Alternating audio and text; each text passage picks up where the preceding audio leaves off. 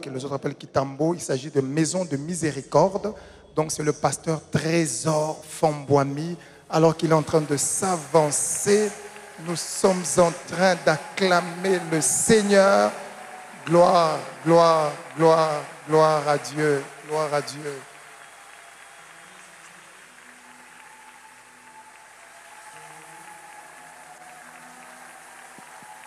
Est-ce qu'on peut mieux acclamer Jésus de Nazareth, le roi de rois? Celui qui était mort, enseveli, ressuscité, assis à la droite du Père, intercédant pour nous. Ça ne s'arrête pas là, il reviendra nous chercher afin de régner éternellement avec lui. Si quelqu'un comprend ces choses, qu'il acclame son roi. J'aime ce que l'apôtre Paul dit.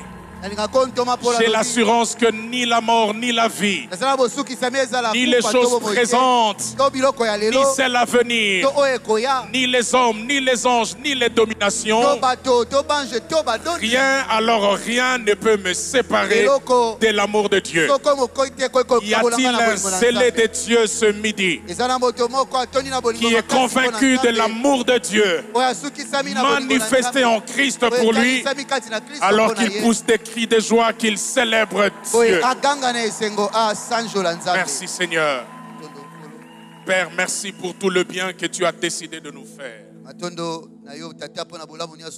Nous ne nous présentons pas ici comme un expert. Loin de là. Nous nous présentons comme le moindre de tous. Un simple canal. Faible. Tu le connais. Et nous avons besoin de toi.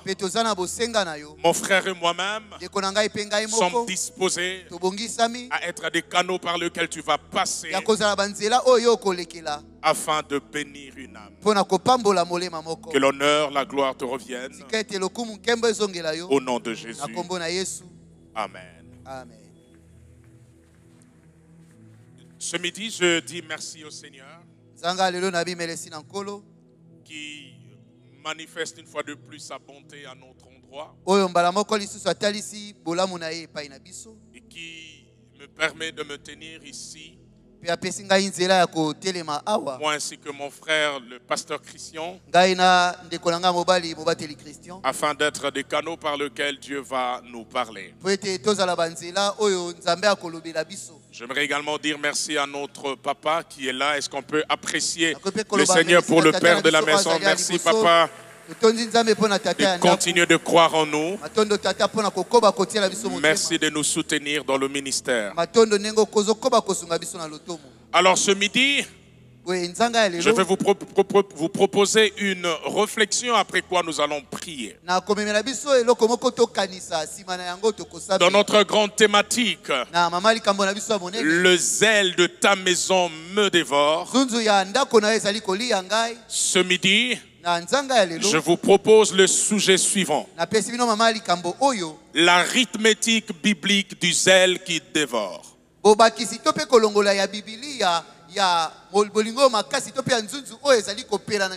L'arithmétique biblique du zèle qui dévore. Je vais simplement nous parler des opérations, des 4 opérations que tout zélé doit accomplir pour Dieu.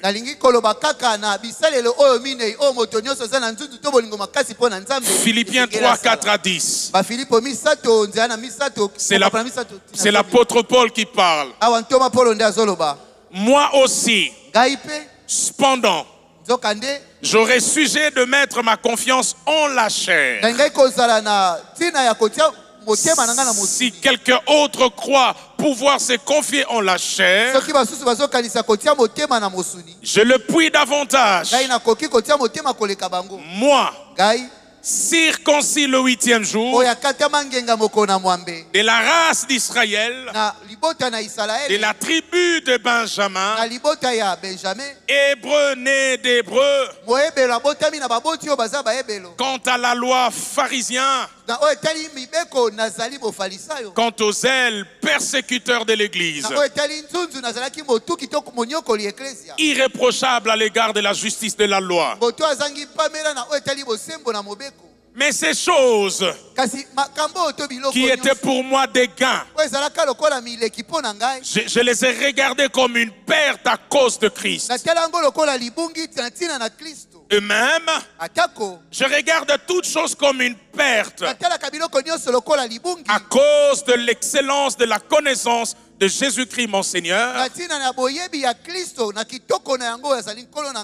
pour lequel j'ai renoncé à tout,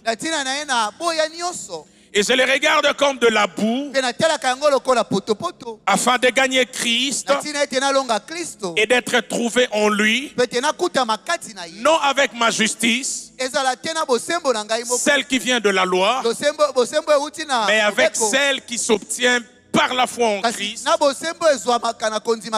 la justice qui vient de Dieu par la foi, afin de connaître Christ et la puissance de sa résurrection et la communion de ses souffrances, en devenant conforme à lui dans sa mort, pour parvenir. Est-ce qu'on peut acclamer cette merveilleuse parole? L'arithmétique biblique du zèle qui dévore. L'arithmétique peut être définie comme simplement une branche des mathématiques qui étudie les propriétés et les règles des calculs entre les nombres. De façon simple, à la base de l'arithmétique, il y a 4 opérations. Des opérations traditionnelles, opérations basiques en arithmétique. Sans ces opérations, l'on ne peut parler d'arithmétique. Toute arithmétique suppose l'addition, la soustraction, la multiplication et la division. Et je me suis rendu compte que dans la Bible, Dieu aussi a pratiqué souvent l'arithmétique. Même si ce n'est pas comme le mathématicien, Dieu pratique aussi son arithmétique. Et ce midi, nous voulons voir en 4 temps les 4 opérations qu'un zélé de Dieu doit effectuer. C'est ça que j'ai appelé l'arithmétique du zèle. Parlons de Dieu qui pratique souvent l'arithmétique. Dans Genèse 1, 22 puis 28, dès la Genèse, Dieu donne à l'homme l'ordre de se multiplier, de remplir la terre, de dominer sur le poisson de la mer, les oiseaux du ciel et sur tout animal qui se meut sur la terre. Remarquez avec moi que Dieu ne crée pas des millions d'êtres humains. Non. Dieu crée un prototype. Il crée un homme et une femme. Et il donne à ce premier couple l'ordre de se multiplier. Les peuplades d'aujourd'hui sont les résultats de la multiplication. Dieu a donné à l'homme l'ordre d'être fécond et de se multiplier. Parlons du patriarche Abraham. Dans Genèse, Dieu le multiplie. Dieu dit, je multiplierai ta postérité comme le sable de la mer et comme les étoiles du ciel. J'aime Dieu et je crois en la multiplication. Parlons de la division. Dieu a aussi pratiqué la division. Dans 1 Roi chapitre 11, verset 29 à 32. Un prophète du nom d'Achija va saisir le manteau neuf qu'il avait sur lui. Il est en présence d'un jeune homme du nom de Jéroboam. Le prophète déchire en 12 morceaux ce morceau d'habit neuf.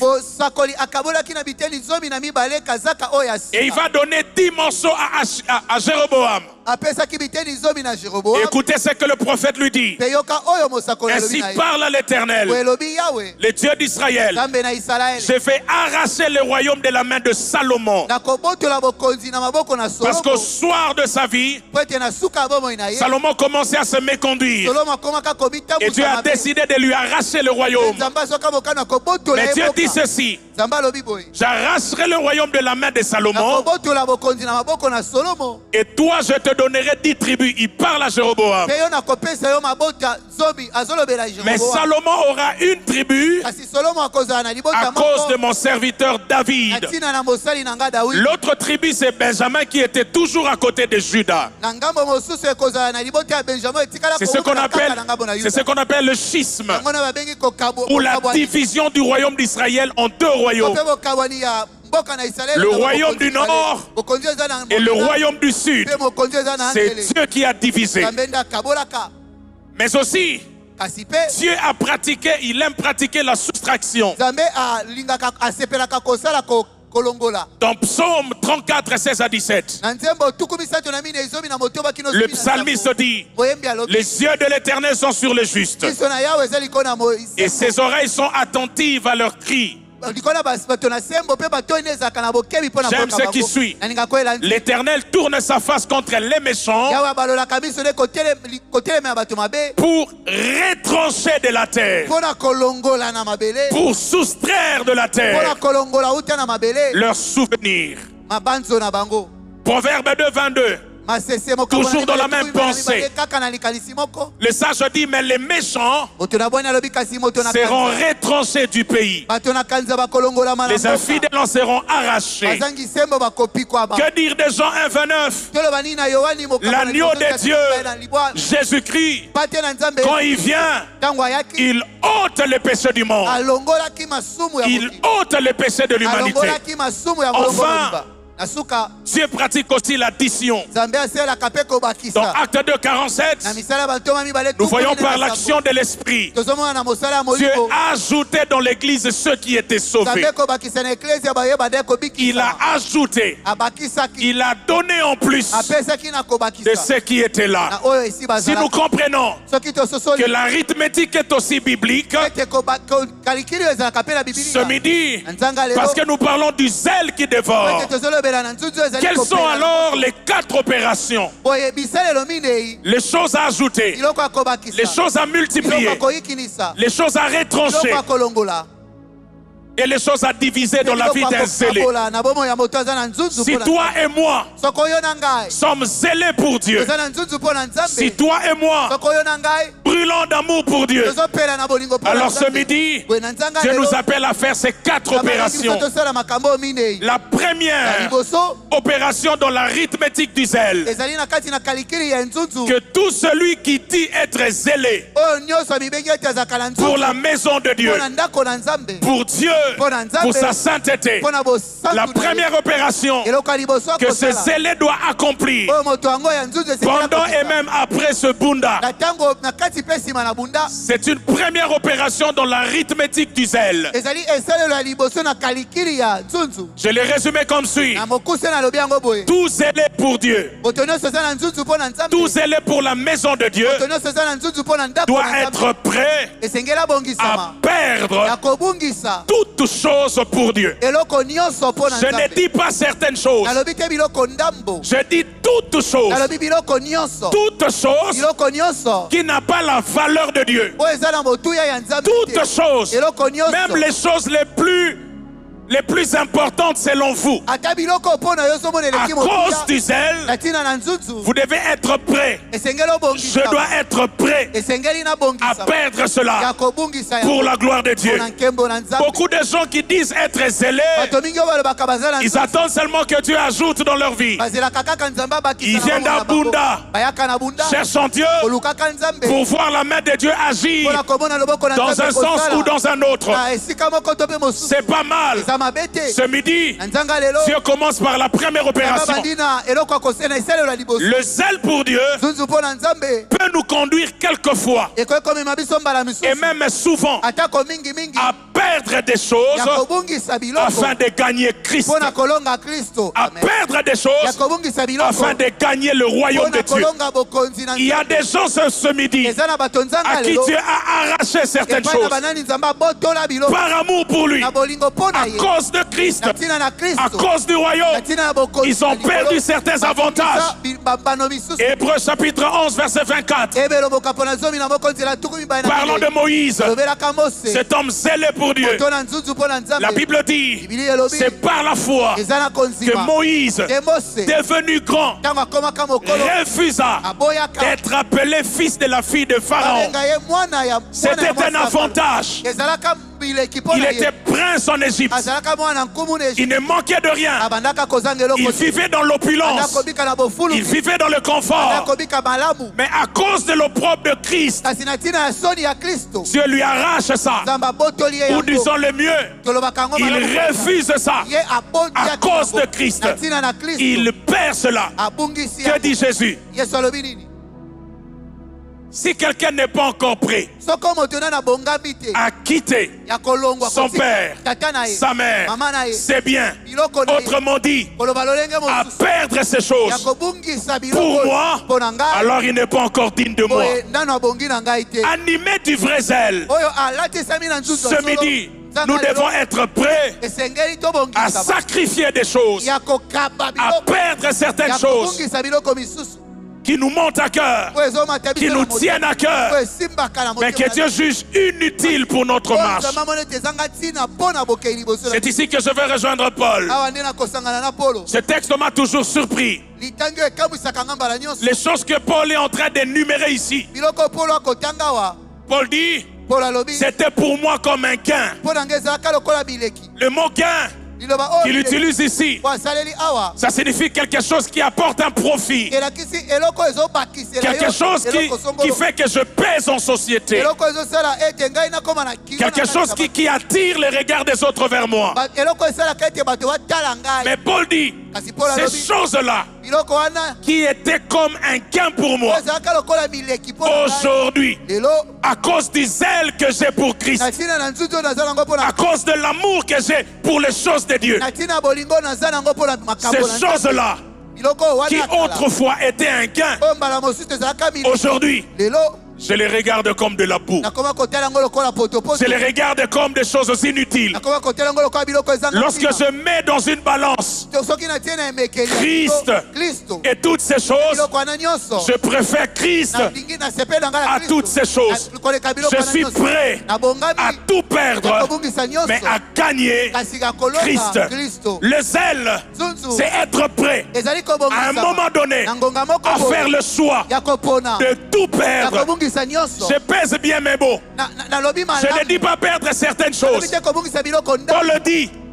Toutes ces choses qui étaient pour moi comme un gain, à cause de l'amour de Christ, à cause du zèle de Christ, je les ai regardées comme de la boue afin de gagner Christ. Laissez-moi vous dire, ce midi, Christ est plus important que votre vie. Christ est plus important que votre mariage. Christ est plus important que votre carrière. Entre Christ est votre vie. Le choix est clair. L'apôtre Paul a dit, Christ est ma vie.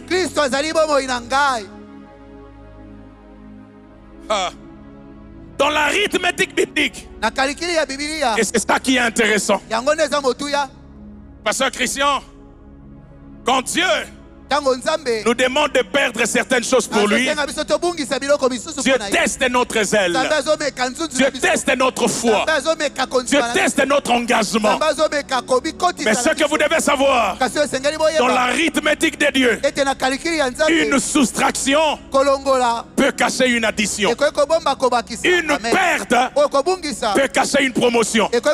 Quelquefois, Dieu, avant d'amener la promotion dans votre vie, il commence par vous prendre des choses. Avant d'amener une addition dans votre vie, il commence à vous faire perdre certaines choses.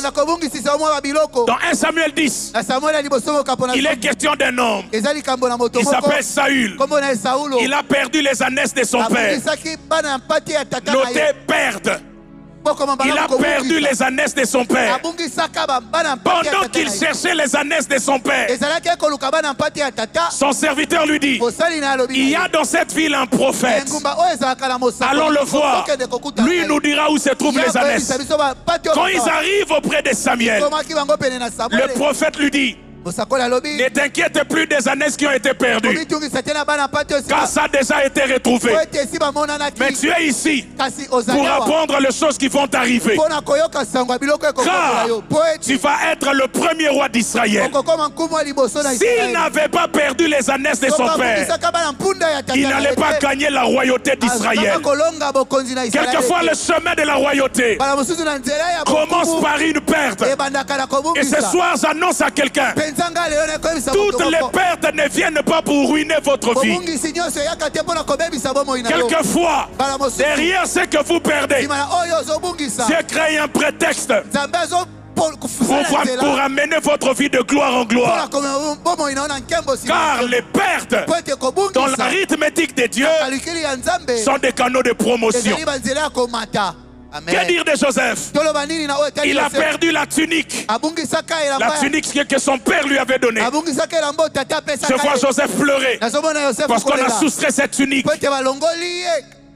Il a perdu ça dans la citerne. Mais plus tard, avant de devenir premier ministre en Égypte, Pharaon lui donne son anneau et on lui donne une autre tunique qui a remplacé la tunique qu'il avait perdue. J'annonce à quelqu'un, la tunique de Pharaon est sur le point de remplacer la tunique de Jacob. Ce que tu as perdu ne va pas équivaloir aux choses que tu vas gagner pour la gloire de Dieu. Quelquefois avec Dieu qui perd gagne. Là où j'ai grandi, à un certain moment on jouait au jeu de dames. Il y avait un monsieur qui était très fort. Très fort. Je ne citerai pas son nom. Mais tous on savait que s'il est là, vous allez perdre. Un jour, il a joué avec quelqu'un qui était malin. Pendant qu'il était en train de... Je ne sais pas comment on appelle ça en français, tchouner. Il était en train de... Pendant qu'il était en train de tchouner, il a vidé tous les pions. Et l'autre joueur s'est levé. Il a dit match est silly. C'est la fin du match. Tout le monde ne comprenait pas. Comment tu dis match est silly? C'est lui qui a pris les pions. Il dit au fait, moi dans mon esprit je savais que Tozobeta qui perd gagne. C'est-à-dire le fait pour moi de perdre les pions signifie qu'à la fin, celui qui a plus perdu, c'est celui qui va gagner. Même Jésus de Nazareth, pour avoir le nom élevé au-dessus de tout nom, il devait perdre sa vie sur la terre. Et j'annonce à quelqu'un, les pertes sont la stratégie de Dieu pour tester notre zèle. Donnez-moi ces deux textes. Je vais vous montrer quelque chose de sérieux. Jude 1, verset 14 à 15. Prenez aussi Genèse 5, 5 à 19. Jude 1, 14 à 15. Et puis Genèse 5, 5 à 19. On nous dit quelque chose au sujet d'un certain Enoch. Jude 1, 14 à 15. Je vais lire pour vous rapidement. Voilà. C'est aussi pour eux qu'Enoch, le quantième,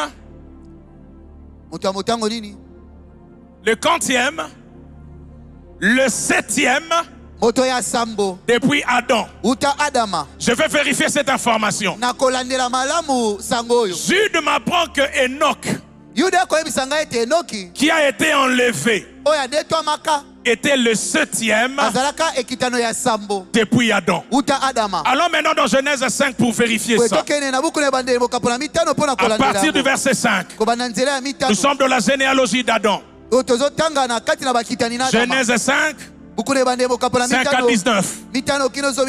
Tous les jours, on va simplement compter les noms depuis Adam jusqu'à Enoch pour vérifier ce que Jude a dit. Parce que j'essaie de vous expliquer que quelquefois Dieu passe par une perte pour amener la promotion. Tous les jours qu'Adam, le premier nom c'est donc Adam. On passe. Puis il mourut. Après, Seth, âgé de 150 ans, engendra qui? Enoch. Le deuxième nom, donc le deuxième depuis Adam c'est qui? C'est Seth. Le troisième depuis Adam c'est qui? Enoch. On continue. Enoch, il engendre qui? Kenan. Enoch engendra Kenan. Kenan est le quantième depuis Adam. Quatrième. Voilà. Kenan est quatrième. On passe au personnage suivant. Après Kenan, Kenan engendre qui? La Bible dit Kenan engendre, âgé de 70 ans, engendra Mahalalel.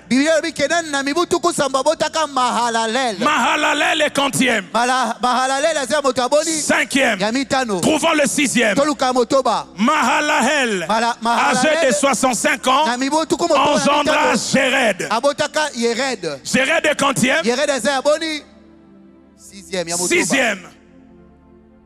Jéred vécut après la naissance d'Enoch, 800 ans. Le septième c'est qui? Enoch. Jude a dit Enoch, le septième depuis Adam. Maintenant je vais vous faire remarquer quelque chose dans cette généalogie qui a fait que Enoch soit le septième. Et parce qu'il est le septième, Enoch c'est le premier à être enlevé dans la Bible. Prenez le verset 5. Tous les jours, toujours de Genèse 5. Genèse 5 verset 5. Tous les jours qu'Adam vécut furent de 930 ans. Puis il mourut. La phrase qui suit. Le deuxième c'est qui? Seth. Ne comptez pas Caïn parce que Caïn a sa propre généalogie. Ça c'est la généalogie d'Adam. Quand on quitte Adam, le deuxième c'est Seth. Jusqu'à ce qu'on arrive à Enoch, le septième. Mais est-ce que vous ne remarquez pas qu'il y a un nom qui devait venir avant Seth? Parce que Adam a eu deux enfants. Le premier c'est Caïn qui a sa propre lignée. Le deuxième c'est Abel. Normalement, avant Seth, on devait avoir Abel. Et si on avait Abel, Abel serait deuxième, Seth serait troisième, et Enoch serait repoussé. Il ne serait plus septième, mais il serait huitième. Or, la prophétie biblique a prévu que ce soit le septième chiffre de la perfection qui soit enlevé. Celui qui sera enlevé ne doit pas être sixième. ne doit pas être 8e, il doit être 7e. Et pour qu'il conserve la 7e place, il faut que Abel soit retranché pour que Enoch devienne le 7e. Voici la bonne nouvelle. Il y a plus que Abel ce jour. Jésus-Christ de Nazareth a été retranché momentanément. Il est sorti de Dieu afin de nous donner une place dans la présence de Dieu. Je suis venu vous dire, tous ceux qui quittent votre vie, Dieu sait comment le faire retourner. Tous ceux qui partent de votre vie, Dieu sait comment vous le faire récupérer. J'annonce à quelqu'un qui est là-bas, ne t'en fais pas des choses que Dieu a soustraites. Quelquefois, les soustractions sont un test de notre zèle. Quelquefois, les soustractions sont un test. Regardez ce qui se passe dans Ruth chapitre 1. Oui, je sais. Je sais qu'on a toujours critiqué Elimelech. On dit Elimelech, il a perdu la foi. Comment il a quitté Bethléem, le terrain de la bénédiction, et il se retrouve à Moab. Parce que Ruth, un pasteur dit, il eut un homme du nom d'Elimelech qui va décider de quitter Bethléem pour venir à Moab. Elimelech se retire de Bethléem. Elimelech se soustrait de Bethléem pour atterrir à Moab. Mais si vous lisez l'histoire du côté de Ruth, vous allez vous rendre compte que cette soustraction est prophétique pour Ruth. Parce que si Elimelech n'est pas retranché de Bethléem, Ruth la Moabite n'est pas ajoutée dans la généalogie de Jésus. Il faut qu'Elimelech sorte pour que Ruth puisse entrer. Et la seule opération que Dieu devait faire pour ajouter Ruth, il fallait sortir Elimelech. La seule opération que Dieu devait faire pour que Ève existe, il devait retirer une côte. Si Dieu ne soustrait pas la côte, il n'y a pas de Ève à côté d'Adam. Alors je bénis Dieu pour les soustractions qu'il y a dans votre vie. Je bénis Dieu pour les parents qui sont partis. Je bénis Dieu pour le travail qui est parti. Je bénis Dieu pour les avantages qui sont partis. Tant que Christ est là, tant que Christ est là, tout ce qui est parti ne changera pas votre foi. Alléluia. Amen. Joseph a deux significations. Azaph et Yazaph. Bizarre. Azaph signifie retranché. Yazaph signifie ajouter. Et la vie de Joseph, c'est ça. Retranché, ajouter. Les hommes les retranchent, Dieu l'ajoute. On retranche Joseph de la maison de son père. Mais Dieu ajoute à la maison de Potiphar un esclave. On retranche Joseph de la maison de Potiphar. Dieu ajoute un prisonnier capable d'interpréter les rêves de les chansons. On retranche Joseph de la prison de Pharaon. Et Dieu ajoute à l'Égypte le premier ministre. Toutes les pertes ne viennent pas ruiner votre vie. Certaines sont un test de zèle pour assurer la promotion future. J'aime beaucoup les Kinois et je prie qu'il y en ait beaucoup au ciel. Papa, un jour j'ai vu une inscription que j'oublierai jamais dans un taxi-bus. C'était écrit en lingala, je ne sais pas comment mon frère va l'interpréter. Mais ça m'a beaucoup inspiré. Derrière ce taxi-bus, c'était écrit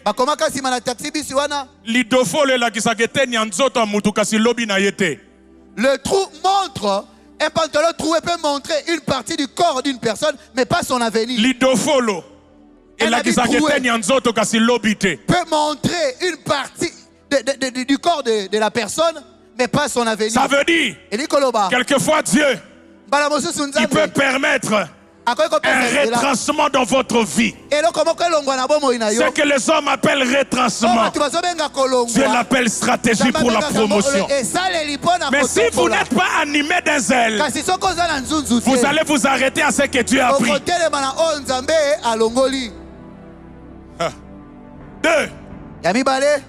La deuxième opération de tout celui qui est zélé pour Dieu. Les vrais zélés savent se désolidariser de ceux qui découragent leur zèle. Les vrais zélés savent se désolidariser, diviser de ceux qui découragent leur zèle. Pendant ce Bunda 21, même après, il y aura des gens en famille, dans les quartiers, et même dans l'église, qui vous diront il y aura toujours quelqu'un pour vous dire tu exagères. Il y aura toujours quelqu'un qui va te décourager pour t'empêcher de manifester ton zèle pour Dieu. Dans 1 Samuel 17, il est question d'Eliab. Il voit le zèle de David.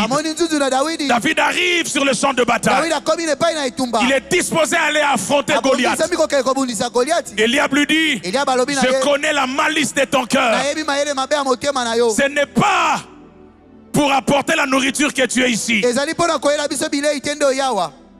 C'est pour voir la bataille que tu es là. Mais j'aime David. David dit qu'est-ce donc fait? Il se détourna de lui pour s'adresser à un autre. Ce midi, et même dans les jours qui arrivent, détournez-vous de tous ceux qui découragent votre zèle pour Dieu. Dieu vous dit de faire telle ou telle autre chose. Ils vont se composer en barrière, en obstacle.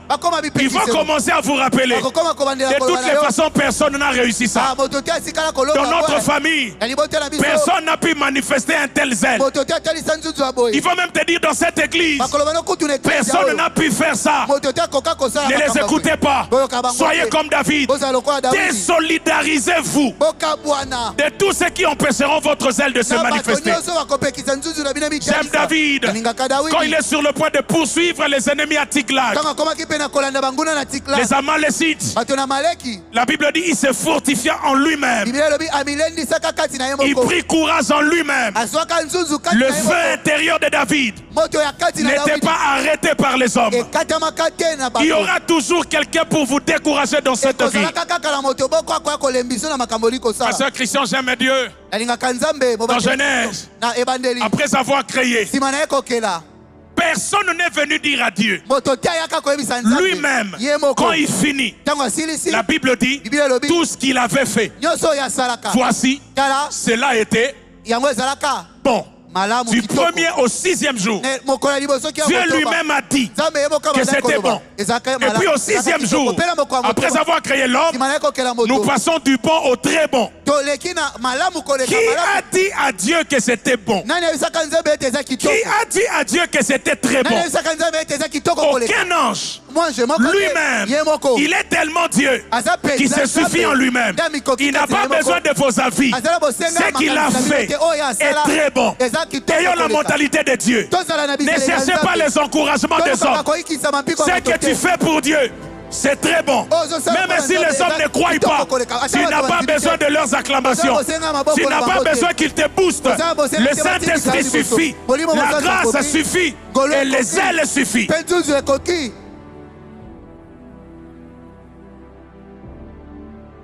Dans Josué 6, Israël doit faire le tour de Jéricho 6 fois. Et la 7e fois, il devait sonner des trompettes. Pasteur Héros, j'ai aimé ce que Dieu dit à Josué.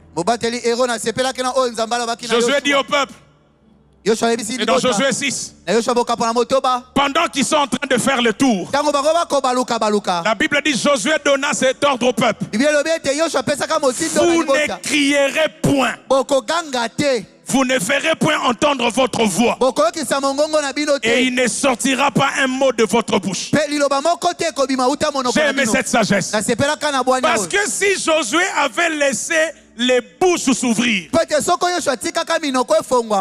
imaginez, on parle de Jéricho qui était une ville fermée est barricadée. Je ne connais pas la taille de la muraille, mais c'était une muraille imposante. Pasteur Dieu dit que la muraille va tomber d'elle-même. Vous faites seulement le tour. Et puis à la 7e fois, vous allez pousser des cris. La muraille va tomber. Heureusement, Josué a dit, pendant que vous serez en train de faire le tour, taisez-vous. Parce que autant la foi est contagieuse, le découragement aussi est contagieux. Ça, c'est moi qui pense. Pendant qu'ils font le tour, premier, deuxième, troisième, il y a sûrement dans la troupe un Thomas qui va dire au voisin, il dit, écoute mon frère, c'est pas dans un mauvais sens que je parle. Réflexion. C'est juste, regarde d'abord la taille imposante. Il nous dit que son Dieu a dit qu'on tourne seulement et la muraille va tomber. Et puis il tape comme ça. Il dit, entends-tu le son que ça dégage? Et il nous dit que ce qui va faire tomber cette muraille, ce sont les tours que nous faisons. On est quand même des intellectuels. On a quand même été à l'université. On a quand même étudié le maths physique, la technologie. On a quand même étudié la polytechnique. Comment une muraille de ces gens peut tomber seulement en tournoyant? L'autre allait dire, tu as raison. Josué Azoko Sabiso. Et puis c'est comme ça que le découragement allait circuler. Josué leur a dit, ce que je vous demande est difficile, mais ayez la foi en Dieu. Tournez. Ne parlez pas. Frère, voici le principe. Quand Dieu a déjà parlé, que tout le monde se taise. Tournez seulement. Vous avez l'impression que chaque année, ça sera toujours Bunda 21, ça ne changera pas. Tournez seulement. Vous avez l'impression que vous tournez. Mais Dieu sait ce qui est en train de se passer dans les sphères spirituelles. Je suis venu dire aux hommes de se taire dans votre vie. Je suis venu dire aux esprits de se taire dans votre vie. Tous ceux qui vous découragent, tous ceux qui découragent votre zèle, qu'ils se taisent à jamais. Tournez. Avancez, progressez, que votre zèle se manifeste. Si après Bunda 21, Dieu vous dit, entrez encore en retraite, faites-le. Si Dieu vous donne une instruction, faites ce que Dieu vous dit. Ne vous découragez pas. Il y aura des gens qui viendront pour vous faire réfléchir. N'est-ce pas que Jean-Baptiste a présenté Jésus comme l'agneau de Dieu? Mais c'est le même Jean qui va envoyer les disciples. Parce que le doute commençait à s'installer. Le découragement commençait à venir. Le même Jean va dire, allez un peu lui poser la question, est-ce que c'est lui qui devait venir ou bien il faut qu'on attende quelqu'un d'autre? Mais c'est lui-même qui l'a présenté comme agneau. Le jour où la tête de Jean-Baptiste a commencé à réfléchir rationnellement, la même tête a été servie dans le plat. On a coupé sa tête et on l'a servi. Pourquoi? Quand Dieu a déjà parlé, laissez la tête tranquille. Quand Dieu a déjà parlé, laissez la tête tranquille. Ne réfléchissez pas. Avancez. Et que personne ne vous décourage. Amen. La troisième chose que Dieu demande à tous les zélés, ajoutez la connaissance. Ajoutez. Mais pas n'importe quoi. Ajoutez la connaissance. Un zèle sans connaissance, c'est juste du courage. Un zèle sans connaissance, Ça ressemble un peu à de l'audace. Mais nous, Dieu nous appelle, au-delà du zèle, à ajouter la connaissance. La connaissance qui fera la différence dans notre zèle. Papa, le problème avec l'église aujourd'hui, c'est que nous sommes dans les sensationnels, dans les émotions, et nous avons mis la connaissance de côté. Et quand je parle de la connaissance, je parle d'abord de la connaissance de Dieu. Nous aimons les spectaculaires. Nous aimons les sensationnels et nous mettons de côté la connaissance. Nous faisons des choses sans connaissance. Dieu nous appelle à la connaissance. C'est ici que j'aime Job. Noé pose un acte de foi. J'en ai souvent parlé. Il bâtit une arche en pleine ville. Il n'y a pas de pluie, il n'y a rien. Mais Noé dit, Dieu m'a dit qu'il va pleuvoir. Acte de foi. D'ailleurs, Hébreu nous le rappelle, c'est par la foi que Noé construisit l'arche. Abraham, il monte à Morija avec l'intention de tuer son fils Isaac. Mais à la base de cet acte de foi, il y a une parole que Dieu lui a donnée. Hébreu d'ailleurs dit que c'est par la foi qu'Abraham a sacrifié Isaac. Noé construit l'arche parce que Dieu lui dit de le faire. Abraham est sur le point de sacrifier Isaac parce que Dieu lui dit de le faire. Mais Job, il écoute quoi? Dieu lui dit quoi, pasteur? Rien du tout. Dieu soustrait ses enfants. Dieu prend ses biens. Tout est parti. Dieu permet que Satan le touche. On touche même sa santé. Job a tout perdu. Pendant que Satan voulait le frapper, Dieu ne l'a pas averti. Job n'a écouté aucune parole. Abraham a écouté. Noé a écouté. Job n'a rien entendu. Il perd tout. Mais au milieu de ces choses, au milieu de cette perte, l'homme Job se lève. Et écoutez ce qu'il dit. Je sais que mon Rédempteur est vivant et il s'élèvera, le dernier. Peu importe ce que je vis, même si Dieu ne m'a pas parlé, je sais qu'il est vivant. Il y a une dimension de la foi qui fait que même lorsque vous n'avez pas entendu, c'est que vous savez de Dieu nourrit votre foi. Vous savez que même s'il n'y a pas de prophétie, même s'il n'y a pas de songe, Dieu dans sa nature fidèle, il n'abandonne pas ceux qui espèrent en lui. Je n'ai pas toujours besoin de prophétie. J'ai besoin de compter sur la fidélité de Dieu. Même si Dieu ne me parle pas clairement, il a déjà parlé dans la Bible. Même si Dieu ne me dit rien, je m'appuie sur sa nature. Il y a un texte qui m'a beaucoup plu.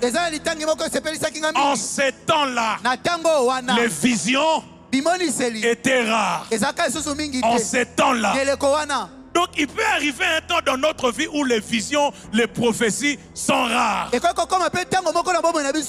je n'ai jamais vu dans la Bible un seul verset qui dit en ces temps-là, Dieu était rare. Les visions peuvent être rares. Les prophéties peuvent être rares. Les songes peuvent être rares. Mais Dieu ne sera jamais rare. Dieu sera toujours présent. Ne courez pas après les prophéties. Courez après la connaissance de Dieu. Pasteur Christian, un jour, Abraham envoie Eliezer, son serviteur le plus ancien. Suivez-moi, frère. Il dit à Eliezer, tu vas chercher une femme pour mon fils Isaac. Mais pas là où j'habite. Va dans ma patrie. Parce que tu dois trouver une bonne femme pour Isaac. Eliezer part. Pas d'échange. Pas de prophétie. Mais il a la connaissance du Dieu d'Abraham. Il arrive que, ça c'est moi qui imagine, si Eliezer échoue à cette mission, la Bible s'arrête. Parce que Dieu s'est révélé à Moïse comme étant le Dieu d'Abraham, le Dieu d'Isaac, et ensuite le Dieu de Jacob. Abraham est déjà là, il est sur le point de mourir. Isaac aussi, son fils, est là. Mais il faut qu'Isaac se marie bien pour qu'on ait Jacob. Parce que si Eliezer échoue, à la place d'avoir Rebecca, Eliezer trouve une autre femme qui n'a pas la sensibilité spirituelle. Cette femme-là ne comprendra pas que l'alliance ne passera pas par Ésaü mais par Jacob.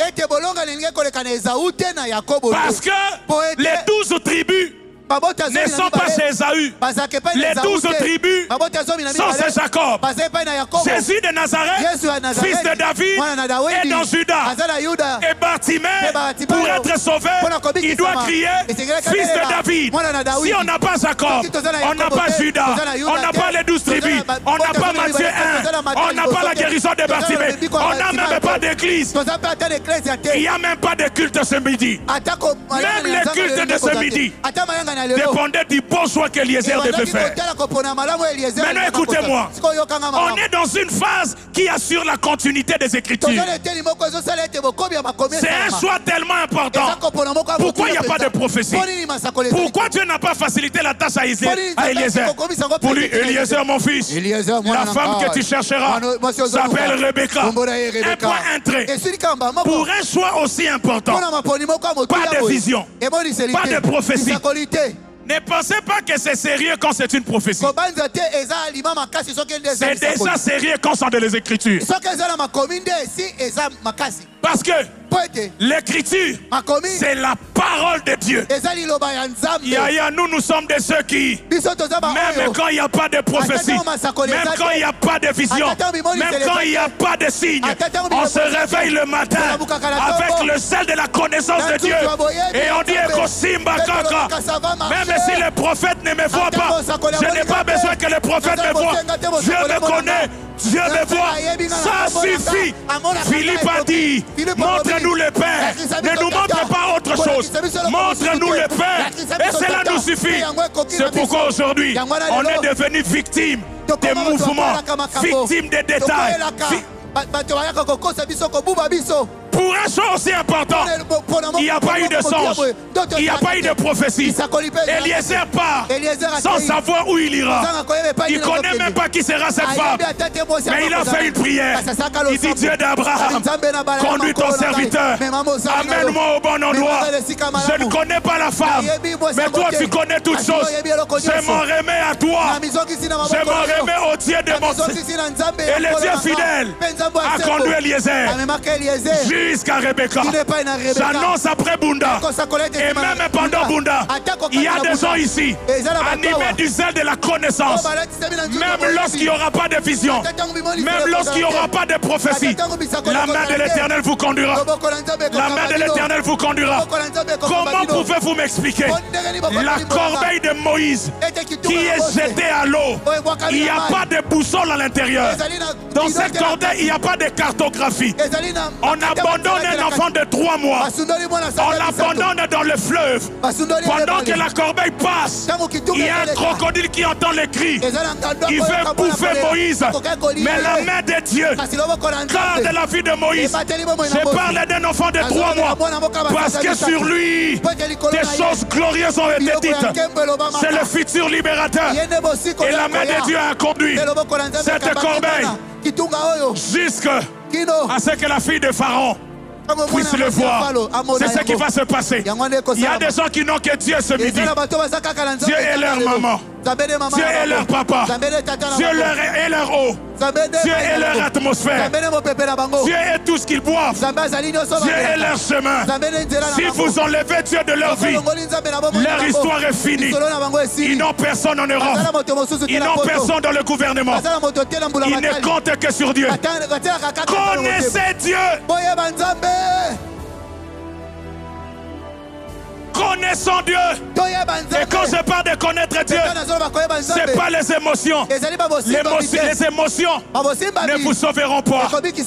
La foi ne sent pas que Dieu est là. La foi sait que Dieu est là. Même quand il n'y a pas de signe, la foi sait. Quittez le sensationnel. Vous n'avez pas besoin de sentir. L'enfant est déjà là. Même quand il ne bouge pas. Il faut attendre 3 mois. Mais avant 3 mois, qu'est-ce qui prouve à la maman que l'enfant est là? Beaucoup de gens sont comme ça. Rien ne bouge. Rien ne change. Vous avez l'impression que le rythme de votre vie est pareil. Mais c'est faux. Connaissez Dieu. Des choses sont en train de se passer. Oh Seigneur. Oh Seigneur.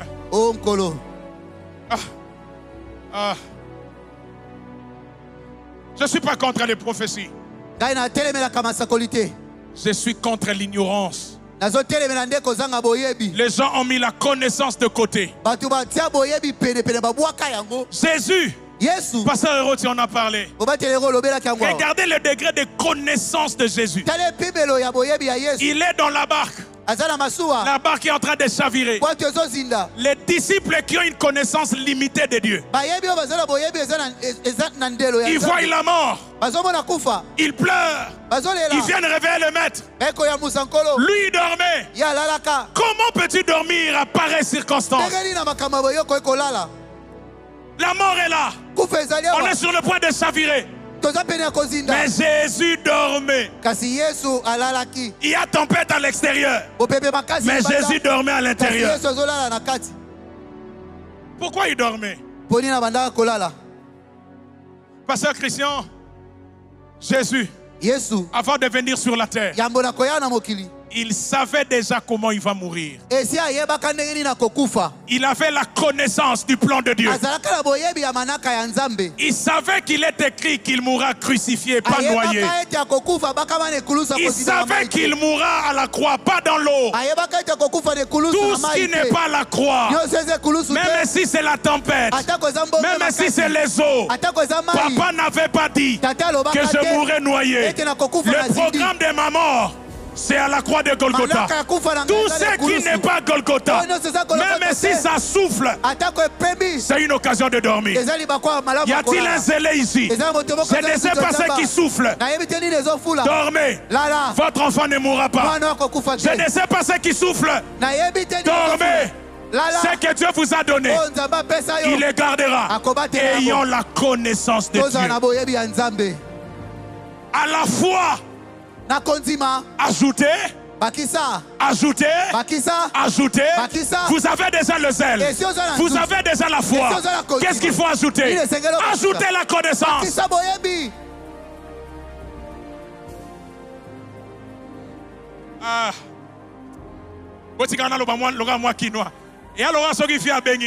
C'est un peu comme quand le vieux m'appelle. Quand je vois l'appel du vieux, je m'élève. Même quand il n'a pas encore parlé, je sais déjà que c'est une bonne nouvelle. Et quand le vieux m'appelle, pasteur, comment ça va? Mon cœur se réjouit déjà. Pourquoi? Je connais cet homme. Amen. Est-ce que vous connaissez le Dieu de cet homme, le Dieu de cette église. Est-ce que vous connaissez que cette église s'appelle Philadelphie? Est-ce que vous connaissez qu'à Philadelphie on a dit tu as peu de force, mais tu as gardé ma parole. J'ai mis devant toi pas deux portes, pas trois portes, pas quatre portes, mais une seule porte. Nous à Philadelphie, on ne cherche qu'une seule porte. Et cette porte, je suis désolé, c'est Jésus-Christ. Amen. Si quelqu'un laisse-le avec sa porte. Si quelqu'un te dit il faut les capananga, pour que tu réussisses ici, tu diras c'est pas ainsi chez nous à Philadelphie. porte na biso, porte na biso za na mokilité, porte na biso, Yesu Masia. Jésus-Christ de Nazareth. J'ai mis devant. Quelqu'un entend ça? J'ai mis devant. La porte est où? Devant ou derrière? Alors oubliez derrière. Oubliez derrière. Oubliez 2021. Oubliez 2024. Je vous annonce la connaissance de ce que Dieu fera demain. La porte est devant. Regardez la croix. Regardez la croix. Regardez la croix. Quand Jésus meurt sur la croix, où il place le bois? Il ne place pas le bois devant, il place le bois derrière. Parce que le bois, c'est l'image de la malédiction. S'il prend ce bois et qu'il le place derrière, devant nous, il y aurait un problème. Mais parce qu'il est Jésus, il s'est chargé de nos péchés. Il s'est chargé de notre malédiction. Il a pris la malédiction.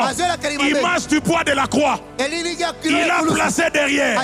Si quelqu'un est en Christ, il est une nouvelle créature. Les choses anciennes sont derrière. Ça veut dire que devant vous,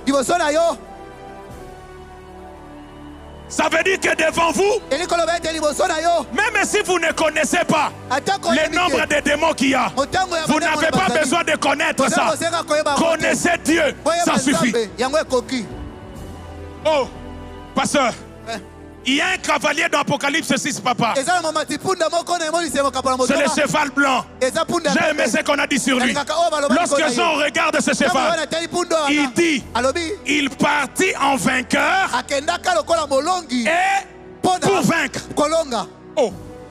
Mais quand je vois Apocalypse 12, parlant de Satan, le grand dragon rouge, on dit, il s'éteint sur le sable de la mer.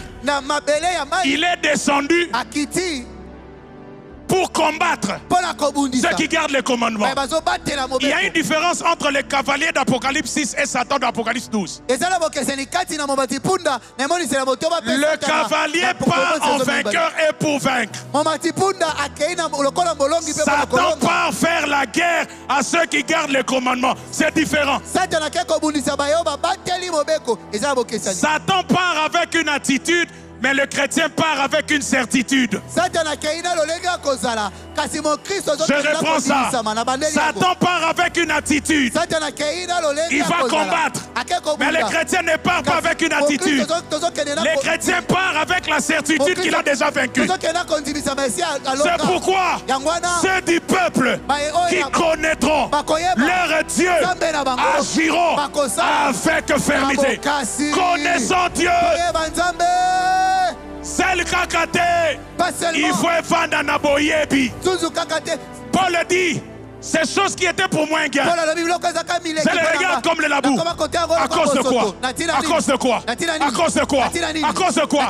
L'excellence de la connaissance de Christ.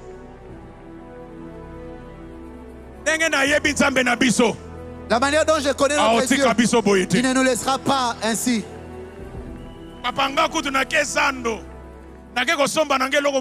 Moi qui suis parti au grand marché acheter quelque chose d'autre. Un chèque me voit. Quand tu m'as regardé. Fils de l'homme a quitté Namboka Yabasumuki. Fils de l'homme a ngai. À l'époque, je suis président de la jeunesse. Il m'a composé un chant. Président Batikayo. Et puis un autre ami est venu avec une chemise en Ningisa. On a un franc congolais, on a un dollar. Vertige et adoration. Na pesi dollar. Et puis na joué lamba dans un qui n'a pas fungula. Ategelinga blues. Yabasi. Mais comment j'ai acheté une blouse? Ils m'ont appelé par un nom. Président. Président, préso. Moi qui suis un simple humain. Ils ne savent pas que j'étais président de la jeunesse. Ils ont juste parlé. Mais Bilobela écoute en réalité. Parce que j'étais président de la jeunesse. Je comprends maintenant pourquoi. Quand la foule dit à Bartimée, Jésus de Nazareth, Bartimée n'entre pas dans la connaissance de la foule. Il dit ici c'est un combat de fils. Moi je suis fils de Timée, lui il est fils de David. C'est entre le fils de Timée et le fils de David. Jésus de Nazareth. Quand il dit fils de David, quand Jésus entend Barthélemy, quand David règne, il appelle Mephibosheth. Là où David règne, Mephibosheth doit venir. Oh, David ne peut pas guérir le pied de Mephibosheth. Mais le fils de David, là où il règne, il n'y a pas de boiteux, il n'y a pas de paralytique, il n'y a pas d'aveugle, il n'y a pas de sourd. Jésus dit, parce que tu m'as appelé par un homme messianique qui montre la connaissance que tu as de moi, que veux-tu que je fasse? Sec en blanc. Ce midi, c'est la même question. Que veux-tu qu'il fasse? Que veux-tu qu'il fasse? Que veux-tu qu'il fasse? Si tu connais Dieu, tu entres déjà dans le couloir de la faveur de Dieu. Au lieu de chercher les prophéties, au lieu de chercher les rêves, cherchons Dieu. Est-ce que vous déjà passage dans la Bible, Jésus rêva? Avez-vous déjà lu dans la Bible où il est écrit Jésus a rêvé? Jésus ne rêve pas. Il est lui-même la parole et la réalité de nos rêves. Si vous avez la connaissance de Jésus, même sans rêve, réveillez-vous. Avancez avec foi. Toutes choses concourent au bien de ceux qui aiment Dieu. Là où il y a le mal, vous n'entrerez pas. Il va nettoyer vos chemins. Finissons. Quatrième opération. Et puis on va prier. La quatrième chose, la quatrième opération que tout zélé doit effectuer, c'est multiplier les actions de grâce. Perdre certaines choses, perdre les choses qui étaient comme un gain, c'est désolidariser de ceux qui nous découragent, ajouter la connaissance. Et je finis en nous disant, multiplions les actions de grâce. Les actions de grâce sont les grâces en action. Ça veut dire, ce sont les grâces en action. Je vais le dire mieux, ce sont les actions de grâce qui attirent les grâces. Colossiens 2:7. Étant enraciné, fondé en lui et affermi par la foi, d'après les instructions qui vous ont été données, abondez en action de grâce. N'attendez pas seulement que Dieu fasse. Un vrai zélé n'attend pas. Si c'est Dieu qui est ta priorité, si ton cœur brûle d'amour pour Dieu, tu peux lui rendre grâce pour les choses qui ne sont pas encore là, mais qu'il a promis de faire. Je prie Dieu qu'on n'attende pas accent Mungu pour rendre grâce. Les actions de grâce dans la vie d'un croyant ne doivent pas attendre un événement. Tous les jours. Regardez votre vie. Je vais finir. Regardez votre vie. Regardez ce que vous êtes. Regardez-vous seulement il y a 10 ans. Qui étiez-vous? Où étiez-vous? Il y a des gens ici, même s'ils ne veulent pas l'admettre, on sait voir la trace de la main de Dieu dans leur vie. Il y a des gens ici, n'eût été la main de Dieu, ils seraient déjà partis il y a longtemps. Regarde cette maladie qui t'a terrassé il y a 5 ans. Regarde comment Dieu te nourrit. Regarde comment Dieu te prend en charge. Aujourd'hui, quand tu passes, les gens sont en train de te respecter. Si tu penses que c'est à cause de toi, Dieu dit à David, toi tu n'étais rien. Tu n'étais qu'une masse. Tu étais un pauvre berger. Moi, je t'ai donné la royauté. Moi, je t'ai élevé. N'oublie pas. N'oublie pas. N'oublie pas. Philadelphie. N'oublions pas. N'oublions pas. Aujourd'hui, nous sommes dans ce beau temple. N'oublions pas. N'oublions pas la puisette. N'oublions pas les temps de pluie. N'oublions pas que nous avons une histoire avec Dieu dans cette église. N'oublions pas d'où nous venons. Moi, je n'oublierai pas cet homme qui est un père pour moi. Je n'oublierai jamais. 2010, il m'écoute à Métanoïa, convention de la jeunesse. Il dit, ce jeune homme a quelque chose de Dieu. Il a tout fait. Tout fait. J'ai dit bien tout fait. Il a parlé de moi. J'ai été aligné un premier jeudi à Philadelphie. Parce qu'il était là. Il m'a écouté. Et aujourd'hui, par lui, je suis établi pasteur. C'est des choses que je n'oublierai jamais, papa. N'oublie pas d'où tu viens. N'oublie pas où tu vas. Que chaque jour, que les actions de grâce puissent abonder. Telles sont les 4 opérations d'un vrai zélé. J'ai à cœur qu'on acclame le Seigneur. Je ne sais pas pourquoi tu vas l'acclamer. Mais est-ce que tu peux rendre grâce pour le ministre de Dieu que tu es devenu, pour le serviteur de Dieu que tu es devenu, pour l'homme, la femme que tu es devenu, les enfants que Dieu t'a donnés, le zèle de ta maison me dévore. Je ne cesserai de te louer. Je ne cesserai de te rendre grâce. Est-ce que des voix peuvent se lever ce soir? Shalabros, Sandalabros. Bénis Dieu, oh mon âme, n'oublie aucun de ses bienfaits. Bénis Dieu, oh mon âme.